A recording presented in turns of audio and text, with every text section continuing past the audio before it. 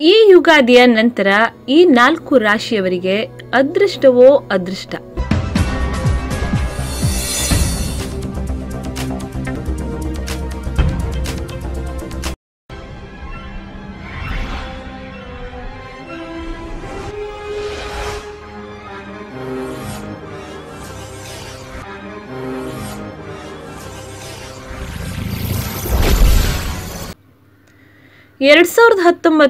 April 6ರಂದು ಶನಿವಾರದಿಂದ ವಿಕಾರಿ ನಾಮ ಸಂವತ್ಸರ ಶುರುವಾಗುತ್ತದೆ.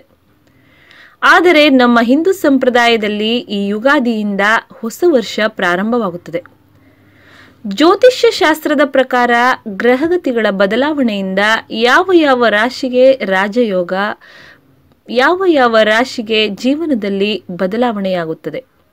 ನೀವು ಮಾಡುವ ವ್ಯಾಪಾರ, ವ್ಯವಹಾರ, ಆರೋಗ್ಯದ ಸ್ಥಿತಿ, ಆರ್ಥಿಕ ಪರಿಸ್ಥಿತಿಯಲ್ಲಿ ಒಳ್ಳೆಯ ಫಲಿತಾಂಶಗಳನ್ನು ಪಡೆಯುತ್ತೀರಿ. ಯುಗಾದಿಯ ನಂತರ ಕೀರ್ತಿ, ಗೌರವ, ಸನ್ಮಾನಗಳು ಲಭಿಸುತ್ತವೆ. ಜೀವನದಲ್ಲಿ ಉನ್ನತವಾದ ಸ್ಥಾನಕ್ಕೆ ಹೋಗುತ್ತೀರಿ. ಮದುವೆಯಾಗದೇ ಇರುವವರಿಗೆ ಈ ವರ್ಷವು ಮದುವೆಯಾಗುತ್ತದೆ. ಸಂಸಾರದಲ್ಲಿ ಸುಖ ಸಂತೋಷ ತುಂಬಿ ತುಳುಕುತ್ತದೆ. ರಾಜಯೋಗವು ಶುರುವಾಗುತ್ತದೆ. ಮೊದಲನೆಯದಾಗಿ ಕರ್ಕಾಟಕ ರಾಶಿ. ಯುಗಾದಿಯ ನಂತರ ಈ ರಾಶಿಯವರು ಒಳ್ಳೆಯ ಸ್ಥಿತಿಯಲ್ಲಿದ್ದರೂ ಸಹ ಯುಗಾದಿಯ ನಂತರ ಇನ್ನೂ ಒಳ್ಳೆಯ ಸ್ಥಿತಿಯಲ್ಲಿ ಇರುತ್ತಾರೆ. ಐಷಾರಾಮಿ ಜೀವನವನ್ನು ಅನುಭವಿಸುತ್ತಾರೆ. ಇವರಿಗೆ ಈ ವಿಕಾರಿ ನಾಮ ಸಂವತ್ಸರದಲ್ಲಿ ಹಣದ ಲಾಭದ ಜೊತೆ ಸಮಾಜದಲ್ಲಿ ಒಳ್ಳೆಯ ಸ್ಥಾನಮಾನವೂ ದೊರೆಯುತ್ತದೆ. ಸ್ವಂತ ಮನೆ ಕಟ್ಟುವ ಆಸೆ ನೆರವೇರುತ್ತದೆ. ಕೋರ್ಟ್ ಕಚೇರಿಯಲ್ಲಿ ನಿಮಗೆ ಅನುಕೂಲ ರೀತಿಯಲ್ಲಿ ನ್ಯಾಯವೂ ದೊರೆಯುತ್ತದೆ. ನಿಮಗೆ ಸಿಗಬೇಕಾದ ಅವಕಾಶಗಳು ತಪ್ಪದೆ ಸಿಗುತ್ತವೆ. ಸರಿಯಾದ ಸಮಯದಲ್ಲಿ ಸರಿಯಾದ ರೀತಿಯಲ್ಲಿ ಉಪಯೋಗಿಸಿಕೊಂಡು ಯಶಸ್ಸು ಪಡೆಯುತ್ತಾರೆ. ಎರಡನೆಯದಾಗಿ ವೃಶ್ಚಿಕ ರಾಶಿ.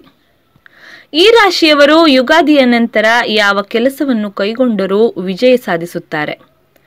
ಅತಿ ಹೆಚ್ಚಾಗಿ ಹಣ ಸಂಪಾದನೆಯಾಗುತ್ತದೆ. ಕಳೆದ 6 ವರ್ಷದಿಂದ ಇದ್ದ ಶನಿ ಪ್ರಭಾವವು ತೊಲಗಿ ಹೋಗುತ್ತದೆ. ಬರುವ ಅವಕಾಶಗಳನ್ನು ಸದುಪಯೋಗಪಡಿಸಿಕೊಳ್ಳಬೇಕು. ಈ ವರ್ಷವು ಇವರಿಗೆ ಮುಟ್ಟಿದ್ದೆಲ್ಲ ಬಂಗಾರವಾಗುತ್ತದೆ. ಈ ರಾಶಿಯವರು ಯಾವುದೇ ಕೆಲಸವನ್ನು ಶುರು ಮಾಡಿದರೂ ಆ ಕೆಲಸ ಮುಗಿಯುವ ತನಕ ವಿಶ್ರಾಂತಿ ಪಡೆಯುವುದಿಲ್ಲ. ಸಿಂಹರಾಶಿ. ಈ ರಾಶಿಗೆ ಅಧಿಪತಿ ಸೂರ್ಯ. ಗ್ರಹಗಳಿಗೆ ಅಧಿಪತಿಯಾದ ಸೂರ್ಯನು ಇವರಿಗೆ ರಾಜಯೋಗವನ್ನು ಕೊಡುತ್ತಾನೆ. ಉದ್ಯೋಗದ ಪ್ರಯತ್ನದಲ್ಲಿ ಇರುವವರಿಗೆ ಇದು ಅನುಕೂಲವಾದ ಸಮಯ. ವಿದೇಶ ಪ್ರವಾಸ ಕೈಗೊಳ್ಳುತ್ತಾರೆ. ಎಲ್ಲ ರಾಶಿಗಳಿಗಿಂತಲೂ ಶಕ್ತಿಯುತವಾದ ರಾಶಿ ಸಿಂಹರಾಶಿ. ಒಂದು ಚಿಕ್ಕ ಅವಕಾಶ ಸಿಕ್ಕರೂ ಅದನ್ನು ಉಪಯೋಗಿಸಿಕೊಂಡು ಉನ್ನತವಾದ ಸ್ಥಾನಕ್ಕೆ ಹೋಗುತ್ತಾರೆ. ತಿಳಿದುಕೊಂಡ ಕಾರ್ಯವನ್ನು ಸಾಧನೆ ಮಾಡುತ್ತಾರೆ. ಈ ವರ್ಷವು ಎಲ್ಲರಿಗಿಂತಲೂ ಉನ್ನತ ಶ್ರೇಣಿಯಲ್ಲಿ ಇರುತ್ತಾರೆ. ಕುಟುಂಬದಲ್ಲಿ ಸುಖ ಸಂತೋಷದಿಂದ ಮುನ್ನಡೆಯುತ್ತಾರೆ. ಆಕಸ್ಮಿಕವಾದ ಧನಲಾಭವಾಗುತ್ತದೆ. ಯಾವುದೇ ಕೆಲಸವನ್ನು ಶುರು ಮಾಡಿದರೂ ಅದರಲ್ಲಿ ವಿಜಯ ಸಾಧಿಸುತ್ತಾರೆ. ನಾಲ್ಕನೆಯದಾಗಿ ಮೀನರಾಶಿ.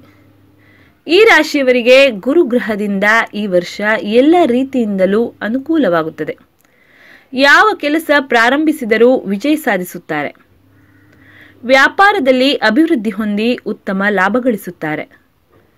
ಉದ್ಯೋಗ ಹುಡುಕುವವರಿಗೆ ಇದು ಅನುಕೂಲಕರ ಸಮಯ. ಕುಟುಂಬದಲ್ಲಿ ಸುಖ ಶಾಂತಿಯಿಂದ ಜೀವನ ಕಳೆಯುತ್ತಾರೆ. ಮಕ್ಕಳಲ್ಲಿ ಬುದ್ಧಿಶಕ್ತಿ ಏನೇ ಮಾಡಿದ್ರೂ ಸಹ ಹೆಚ್ಚಿಗೆ ಆಗ್ತಿಲ್ಲ ಅನ್ನೋರು ಶಾಸ್ತ್ರದ ಪ್ರಕಾರ ಈ ಸುಲಭ ಪರಿಹಾರವನ್ನು ಮಾಡಿಕೊಳ್ಳಿ. ಅನಾದಿ ಕಾಲದಿಂದಲೂ ನಮ್ಮ ಹಿರಿಯರು ಬ್ರಾಹ್ಮಿ ಪುಡಿ ಅಥವಾ ಸರಸ್ವತಿ ಪುಡಿಯನ್ನು ಹಾಗೂ ಇನ್ನು ಕೆಲವು ಗಿಡಮೂಲಿಕೆಗಳಿಂದ ತಯಾರಿಸಿದ ಪುಡಿಯನ್ನು ಜೇನುತುಪ್ಪದಲ್ಲಿ ಬೆರೆಸಿ ಮಕ್ಕಳಿಗೆ ನೀಡುತ್ತಿದ್ದರು.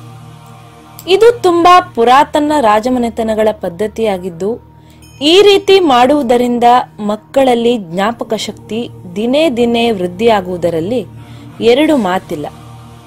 ಈ ರೀತಿಯ ಆಯುರ್ವೇದ ಔಷಧ ಬಳಸುವುದರಿಂದ ಬುದ್ಧಿ ಚುರುಕಾಗುತ್ತದೆ. ಶೀತ, ನೆಗಡಿ, ಕೆಮ್ಮು ಎಂದೂ ಕಾಡುವುದಿಲ್ಲ. ಮಕ್ಕಳಲ್ಲಿ ಹಸಿವೆಯನ್ನು ಹೆಚ್ಚಿಸುತ್ತದೆ. ದೇಹದಲ್ಲಿ ರಕ್ತ ಸಂಚಾರವನ್ನು ಸುಲಲಿತಗೊಳಿಸಿ ಮಕ್ಕಳಲ್ಲಿ ಇರುವ ಆಲಸ್ಯತನವನ್ನು ನಿವಾರಿಸುತ್ತದೆ. ಅಷ್ಟೇ ಅಲ್ಲದೆ ಕೆಲವು ಮಕ್ಕಳಿಗೆ ಇರುವ ಮಾತು ತೊದಲುವಿಕೆಯನ್ನು ತೆಗೆದುಹಾಕುತ್ತದೆ. ಜೇನುತುಪ್ಪದಲ್ಲಿ ಬೆರೆಸಿದ ಬ್ರಾಹ್ಮಿ ಪೌಡರ್ ಹಾಗೂ ಇನ್ನೂ ಇತರ ಗಿಡಮೂಲಿಕೆಗಳನ್ನು ಬೆರೆಸಿ ತಯಾರಿಸಿದ ಜೇನುತುಪ್ಪ ಬೇಕಾದಲ್ಲಿ ಈ ಕೆಳಗಿನ ನಂಬರನ್ನು ಸಂಪರ್ಕಿಸಿ.